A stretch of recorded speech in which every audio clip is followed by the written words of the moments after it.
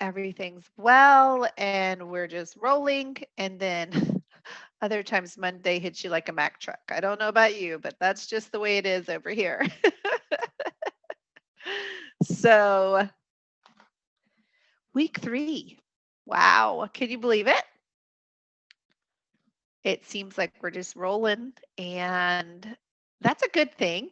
I mean, I feel like we are doing all of the right things to finish our course strong. Um, but we still have 2 weeks to go, so we don't want to lose momentum. We want to keep going. I'm going to spend some time later today. I'll be honest, I have not started. If you didn't submit if you didn't submit on Friday, let's say you submitted over the weekend, so it's totally fine. I just haven't graded yet. So I took a little hiatus from grading this weekend because I knew I was going to do a lot of it today and tomorrow. So I will get those all graded for week 2, get those back to you. I mean, we're on the downhill slide. Once you hit that halfway point, it kind of feels like we actually could do this, right? So that's a good thing. That is a very good thing. So I will go ahead. I'm sharing my PowerPoint. Hopefully you can see those. Let me give you a minute to get the live lecture quiz answers for those.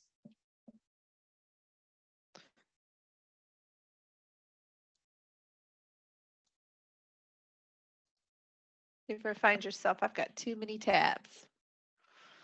Too many tabs. But that's okay. We'll get through it.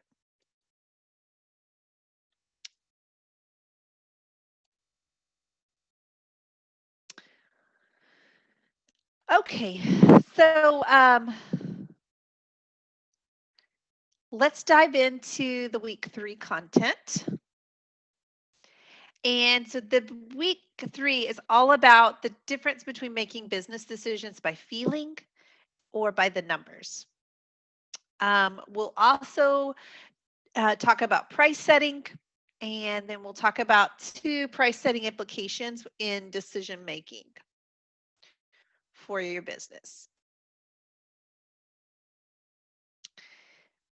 So one of the mistakes that we find that businesses make when doing numbers-based research is that they ignore the statistics, or they fail to do the research, or they don't consider risk. And so I want to take a minute, and I'm going to try and share a video with you. So give me a moment to get that all going. I'm going to try to share the sound with it as well, but I do have it queued for us. So let me stop sharing this, and I'm going to share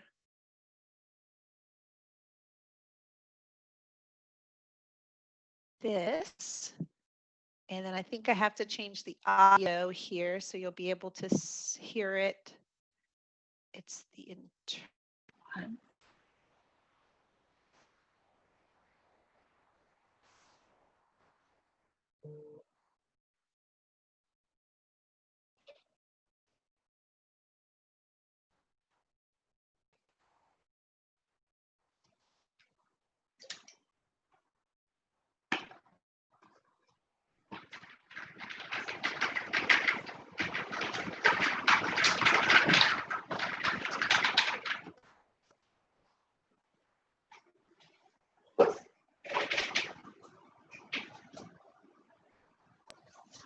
I can't hear him.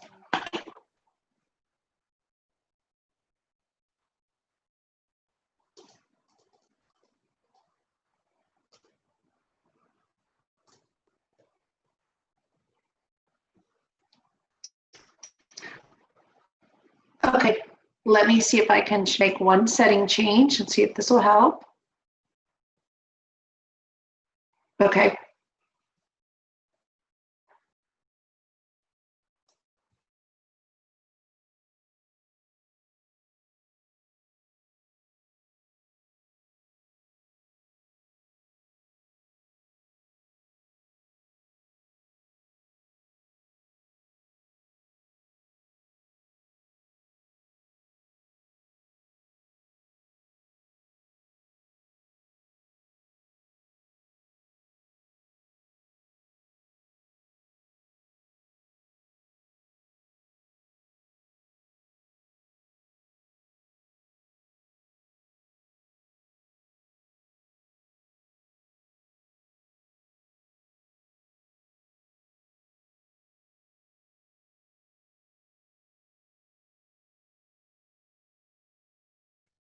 Let's see.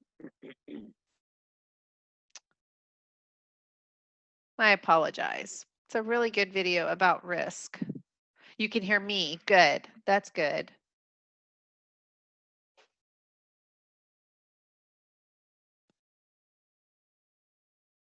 Okay, so let me stop sharing here and see if I can make one adjustment.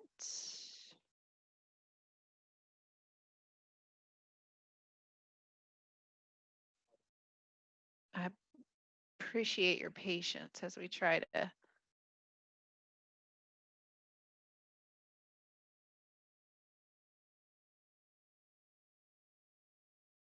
Okay, I'm going to try one more thing, and if it doesn't work, then we'll move on.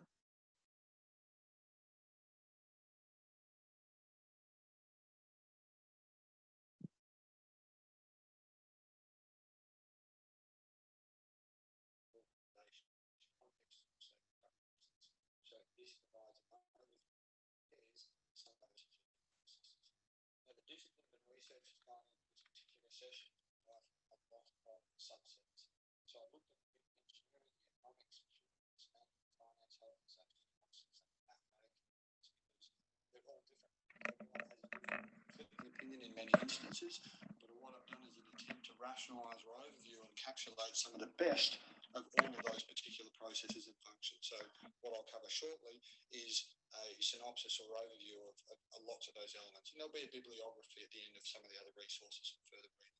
So when we talk about, kind of hear it. It's quiet though. A number of inherent processes, both that as human beings we have to be aware of, particularly with our risk choice taking, and also the mathematical equations and a number of evolving theories. So we have the Gaussian normal curves, otherwise known as the bell curves, which is primarily for measuring error, not accuracy. It's about the distribution from mean. Prospect theory. We've got failure of invariance. We've got the avoidance of particular processes, regression to the mean, which is simply put is that everything pretty much comes back to a standard process. You know, tall people don't continue to have ever taller and taller children. Small or short people don't continue to have shorter and shorter children. Okay, all of these sorts of things regress back to a mean or an average. And much the same applies when we talk about risk management. We've got game theory, we've got mental accounting, we've got ambiguity aversion, which is a typical human factor to try and rationalise or put a name and a face to things. So they'll overly simplify or simply make things up. Behavioural finances, standard deviation, and the list goes on. So again, all of these key factors, I recommend that you actually research and look into them. So these are some of the most progressive and most relevant aspects associated to risk management. I recommend that you actually have a look at some of these, and I'm going to talk about some of these in a little bit more detail. And this all is derivatives of things like probability.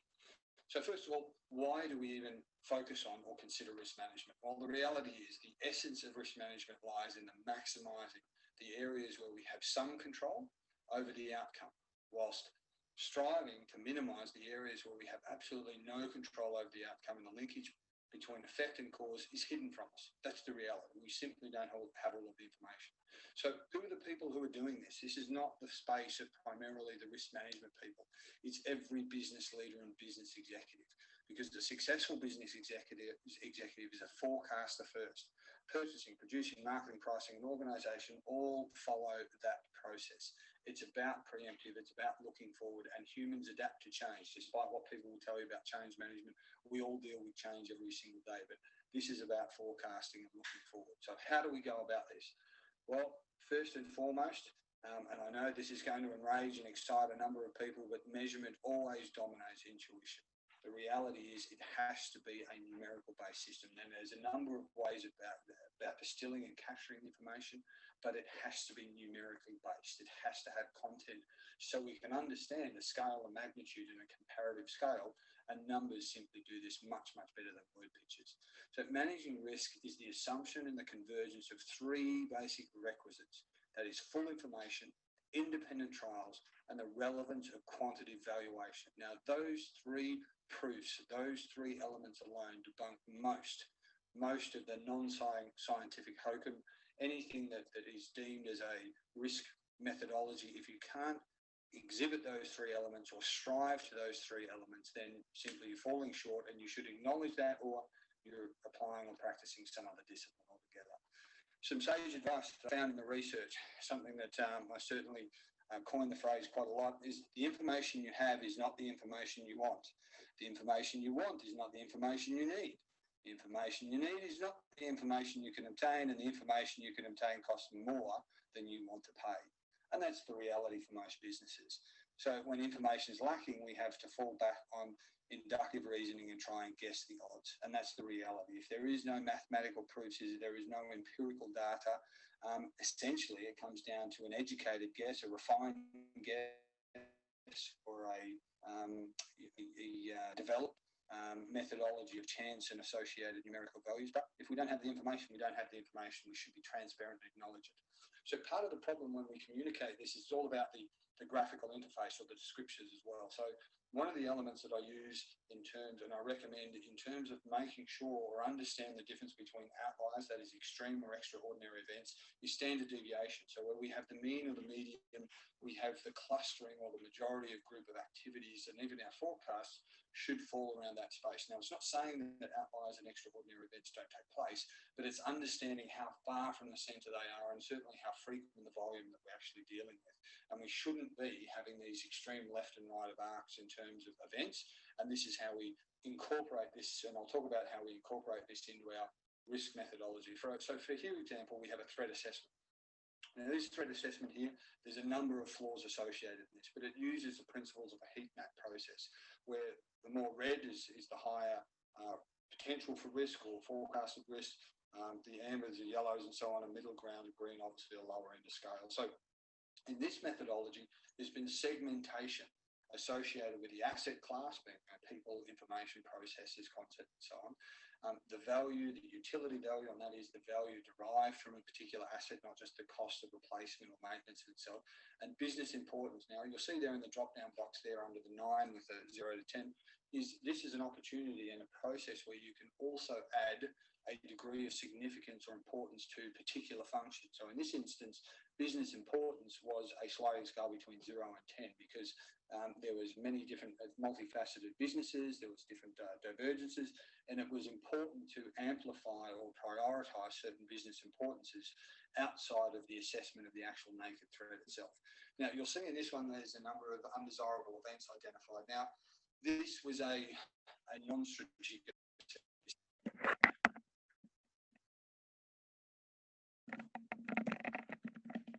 Okay, I'm going to stop our video there because I want to make a point that the guy is talking about. Notice that this business took a number and quantified their threat assessments. By doing this, they turned their risk and their threats into numerical data that they could actually calculate. They could calculate the mean. We did that with our shirts activity in week 1. They could calculate the mode, which again, we did with our shirts, the one that happens the most often. But by quantifying it, it allowed us to rank our risks. And I think that's important. Sometimes we get to the point where we try to go on our feelings. We try to say, oh, well, we're going to, we just have a feeling that this is going to get worse, or that this is, oops, sorry, I accidentally pressed to start it again, that this is going to get worse, and we should just go on the feeling of the moment or the feeling of the leader. And instead of doing that, this week's all about quantifying it so that we can make decisions. And those decisions then are not based on our feelings, which can be misleading. And so I love that idea. If you'll notice, he ranked it on a scale of 0 to 10, with the highest threats being 10, and the lowest threats being 0. Another thing, the mistakes that businesses make when making decisions is that they ignore the statistics. It's always important that if you're going to make a decision, have some numbers to back up any assumptions or projections that you're intending. Graphs are a great way to do this because it becomes like almost this universal language that everyone can understand. But make sure that we've done the research, right? And that we have actually done the projections. We've actually looked back and said, hey, look at what our sales did every June for the past 5 years. Okay, so we have a pretty good idea about what June sales are going to look like, so we can make this decision. If we're going to try to start a new product line, maybe we want to look at how our other product lines have done. What did they look like in the first 6 months? Looking back at the numbers of our sales or our product lines are going to help us make better decisions there. And then I love this second bullet point here is that when we check our numbers against other third parties or against other people in the industry, we can decide whether our numbers are comparable or not. For instance, if I'm selling cupcakes and my numbers are drastically different than the cupcake shop that's across town, then something's different. We need to identify what is different. It's not that they're wrong, but we just need to be able to give a reason why ours are completely different from our competitor or from someone else in the industry. And then finally, failing to do the research often leads to mistakes. Taking the time to actually understand everything about your business and your industry can help you to avoid mistakes. Check out your customer, research your customer, know who your customer is, as well as know your competitors. What are they doing that's working? What are they doing that's not working? Research overall market trends. Now, this one can be tricky, particularly, and I'm thinking about, recently when our market was just crazy, right? There was no way to know how the market was trending for a couple of months. But it seemed to come back. And so now we can go back to our trends, that we can look at what's doing well, but we have to take the time to research it. That's the big key piece here, is that we have to take the time to research to avoid those mistakes. Okay. And then here's another mistake, is that we ignore that there is risk involved. There's always risk involved. There's no business that doesn't have some level of risk. Now, some businesses have done a lot and have gone extra steps to ensure that they minimize their risk, but they still have risk. So we have to be sure that we're prepared for the questions that are going to come from our customers and our clients and our investors about how are we addressing that risk. And of course, we want to minimize it, because our investors sure don't want their money to be at more risk than it has to be. Our clients want to know that their products and projects are going to be taken care of. There's not a risk that we're not going to be able to deliver. All right. So just to recap, the way that businesses make mistakes is we ignore the statistics. We don't even pay attention to the numbers.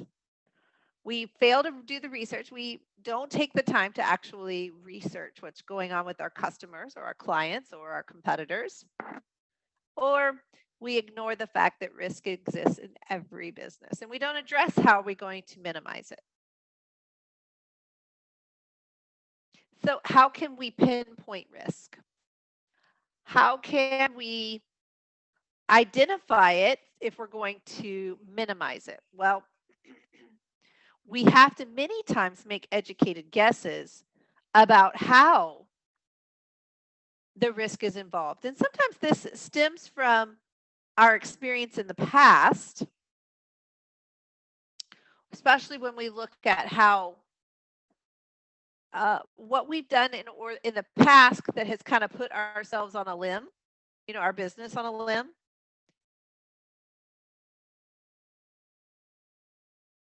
All right, so a threat assessment. And this is one way, if you saw in the video there, he talked about doing a threat assessment where he quantified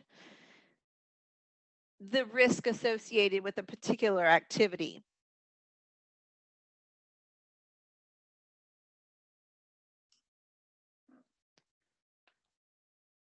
And I love to do this in a spreadsheet just because I think it organizes the information.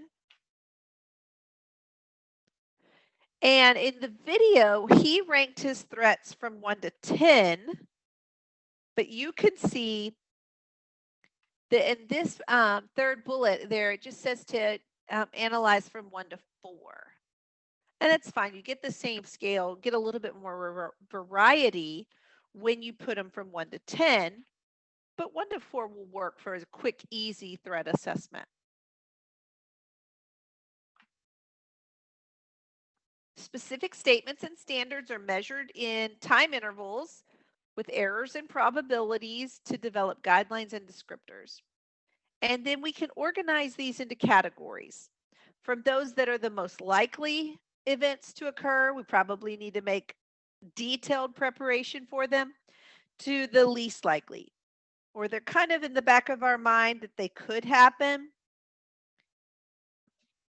but they probably will not.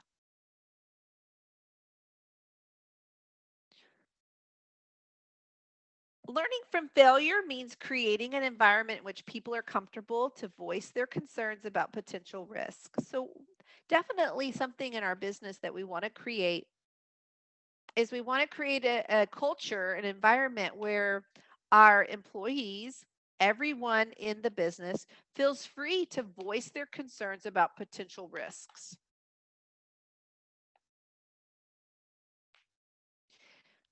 And then learning from failure also means that sometimes we actually fail, but the failure leads us to a path that actually ends up winning in the long run.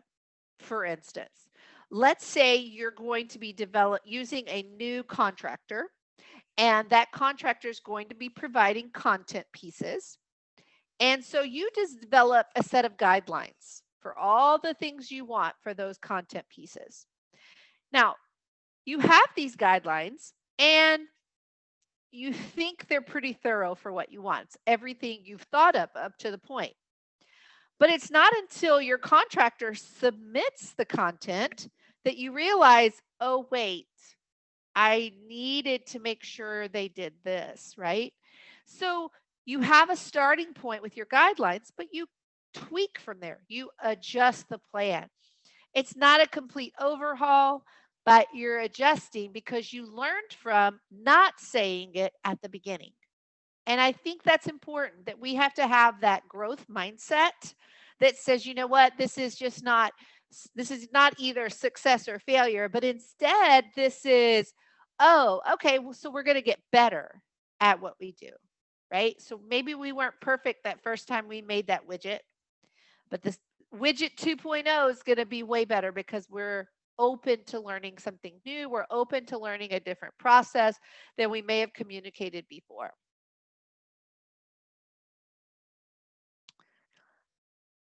Okay, I do have one more. I do try to show this video because it's really good. And then I'm going to show you also I want to show you a website here. So let me try one more time here. Stop sharing that. We'll start sharing this one.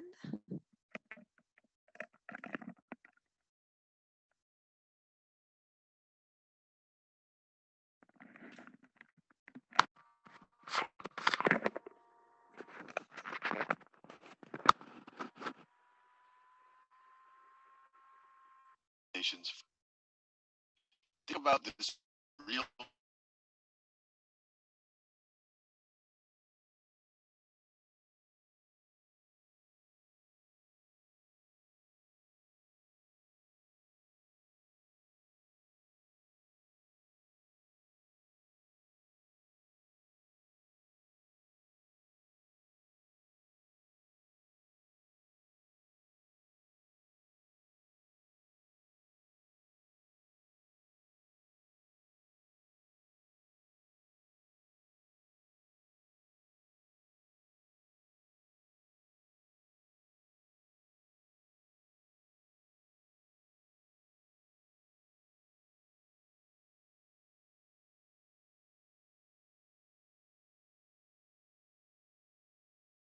Okay, I don't know what happened there, but it seemed to have kicked me out. So we'll try again here.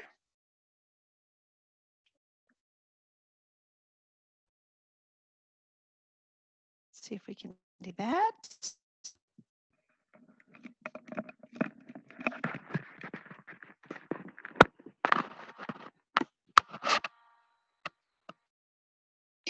And 2020. To do this, will you be using inductive reasoning or deductive reasoning? Now, before answering that, let's just think about what inductive reasoning is and what deductive reasoning is. Inductive reasoning is looking for a pattern or looking for a trend. So it's looking for a trend or a pattern and then generalizing. You could imagine it's kind of extrapolating the information you have, generalizing. Deductive reasoning is taking some set of facts and using that to come up with other or deducing some other facts that you know are true. When you generalize, you don't know necessarily whether the trend will continue, but you assume it will. You don't know 100% it'll be true. With deductive reasoning, you know it'll be true. You're starting with facts, and then you're deducing other facts from those facts, other facts that you know are true. Now, when the town is estimating, and that's a kind of a clue that they're not going to know the exact population for 2015, 2018, and 2020, but when they estimate the population for these years are in the future. They don't know what the population will be in those years. The best they can do is see the trend of growth here, maybe see what percentage it's growing every 10 years, or what the absolute number of growth is every 10 years, and maybe they can continue that trend out to 2015, 2018, and 2020. So they'll be looking for a trend in growth over this 60-year period, and then they'll generalize it out to these years. So this will be inductive reasoning.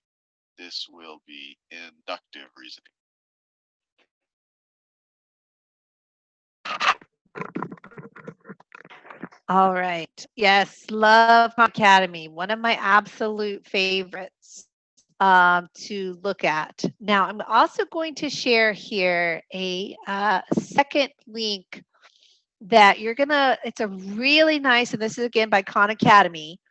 So I will share this link with you, but it has some great videos on balance sheet, profit loss statements, cash flow, lots of good things. If that's an area you're like, oh, I still don't understand that. And truth be told, it was one I had to look at some tutorials for. Definitely check out this link, and I'm going to put it there. I'm going to drop it in our chat here in just a second. So let me grab that for you.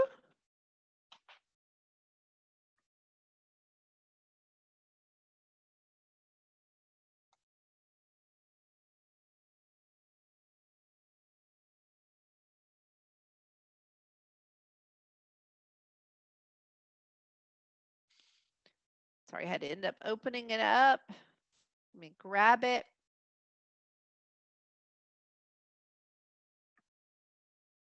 So there's the link to the one that has the different videos for the financial reports.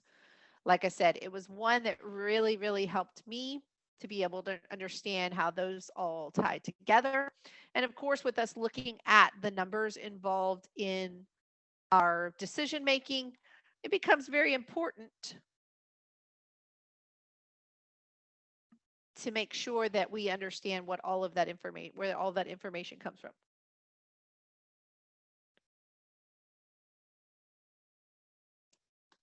Okay, so another piece that we're going to look at is how to evaluate an article, a financial report article. So the thing we want to do is when we evaluate an article, we're really explaining how strong the position the article takes is.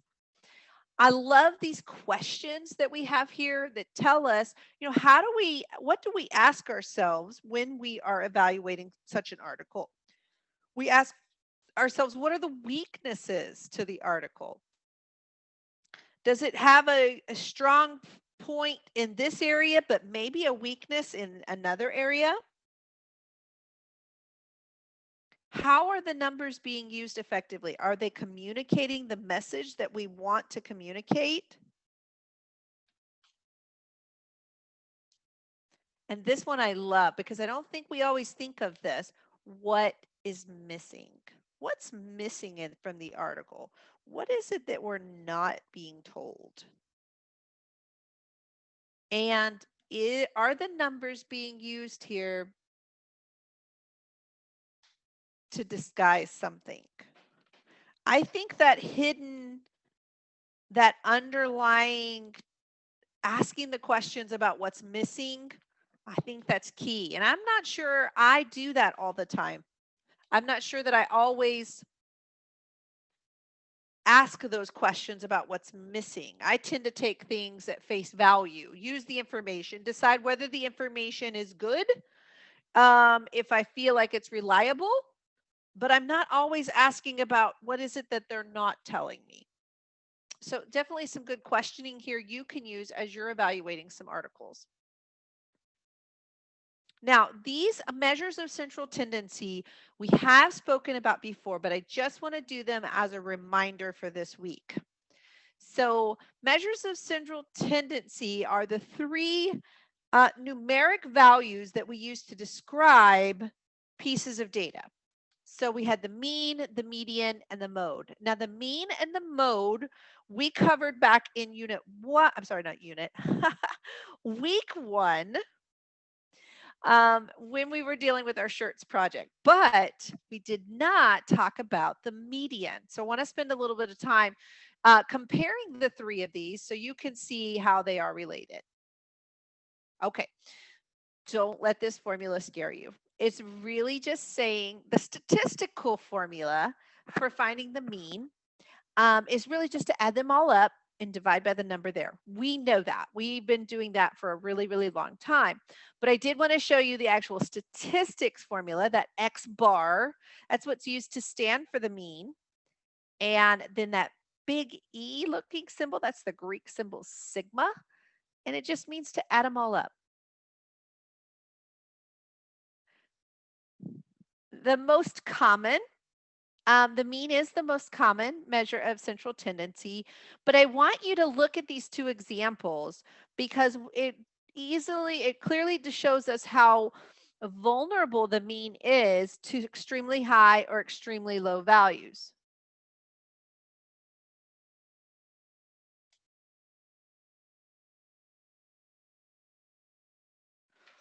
So notice in the example on the left, all 5 of the balls are located really, really close together. Okay. And the mean is in the middle. But if you look at the example on the right, 4 of the balls are located together and 1 is far away, far high above the other ones. And the mean is actually pulled higher because of that value that's it's far away from the other ones. So that's what we mean by the mean being pulled, extremely vulnerable to high and low values. Now that high value there, that 20, with the ball being at 20, anything that's further away from the other pieces of data, we call that the outlier. And when we're looking at making observations about data, outliers are a really big deal because they affect the mean so much.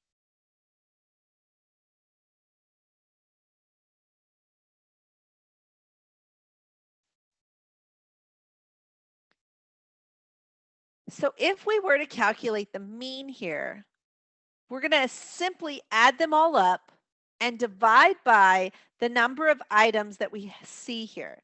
So the first one, the values are kept pretty low. 1, 1, 2, 2, 2, 2, 4, 4, 5, 5, 7, 8, 9. Notice that the values are pretty close together. You know, you don't have like one value that's extremely high like the 20 before.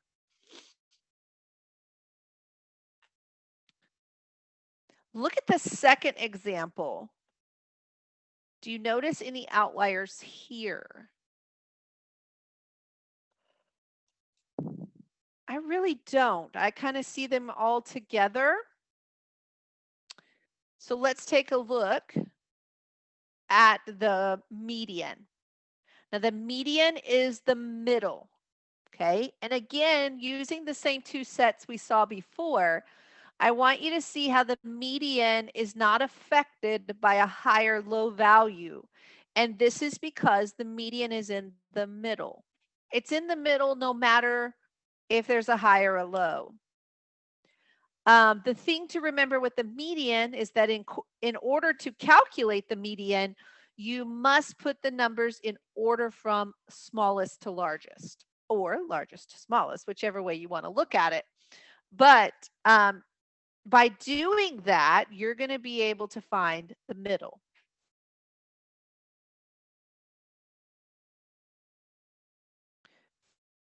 If you get to the middle of the data and there's an even number, then we have to average the two numbers in the middle. So let's say you had 10 items, right? You put them in order from smallest to largest. The middle's going to land between number 5 and number 6. So you're going to have to average 5 and 6 in order to get the median position. So I've got some pieces of information or some pieces of data here from before. I went ahead and ordered them in order from left smallest to largest so that we could easily pick out the median. Now the first piece of information, first piece of data, we have 13 items. So obviously the median is going to be item number 7, which in this case is a 4. With the second piece of data, we have 7 items. And so obviously, again, the median is going to be the 4th item in the list. And that would be our 3, 4, 5, 7.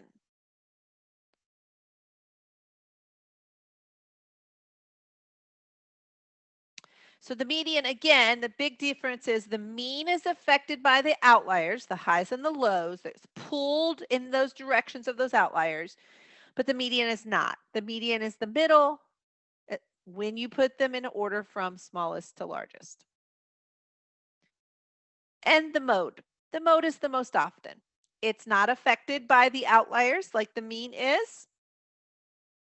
It's possible to have more than one mode. It's possible to have no mode. So you like the example you have there on the right.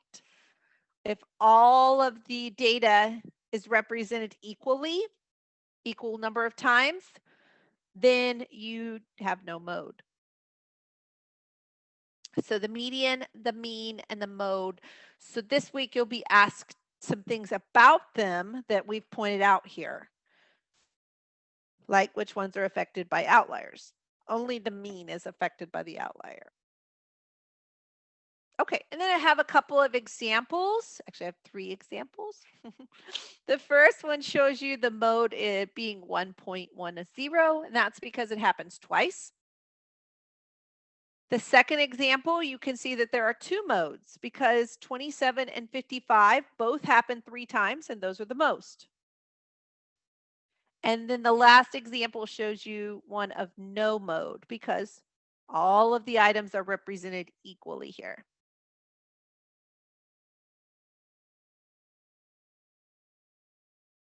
All right, so take a look at that first one and see if you can decide what the mode is, that first piece of data.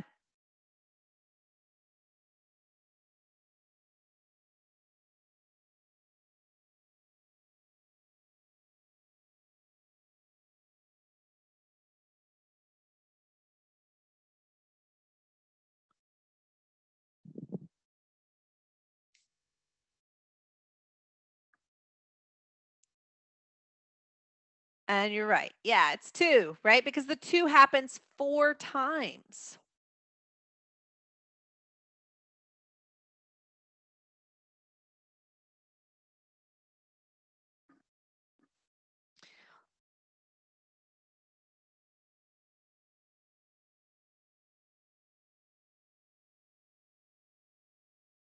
All right, so just a review example here. If we have some prices of houses here, if we find the mean, notice that the house prices add up to 3 million, and there's 5 of them.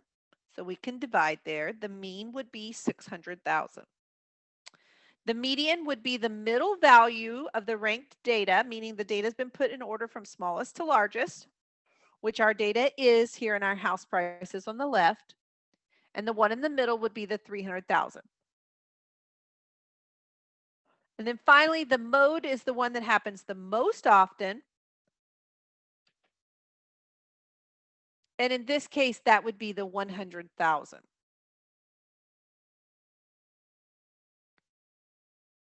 So just a recap of the three of them there for you. So depending on what pieces of information you want, you may want the mean. It is the one that's used the most often, unless there are extreme values, unless you have outliers. The median is used sometimes because it's not sensitive to those extreme values. Many times when you see home prices, you are looking at the median home price because we don't want to have to deal with those extreme values. All right, and then another great visual of how the three relate together. All right, and I'm going to go ahead and wrap up and give those live lecture quiz answers one more time, just in case you needed them.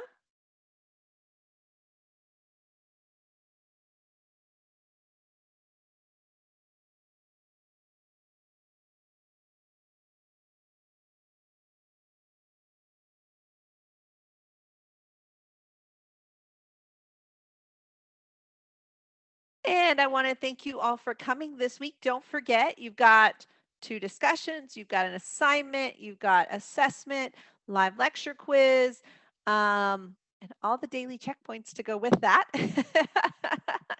As usual, I'll be going over the assignment later in the week if you want to stop by for one of my shorter 30-minute sessions.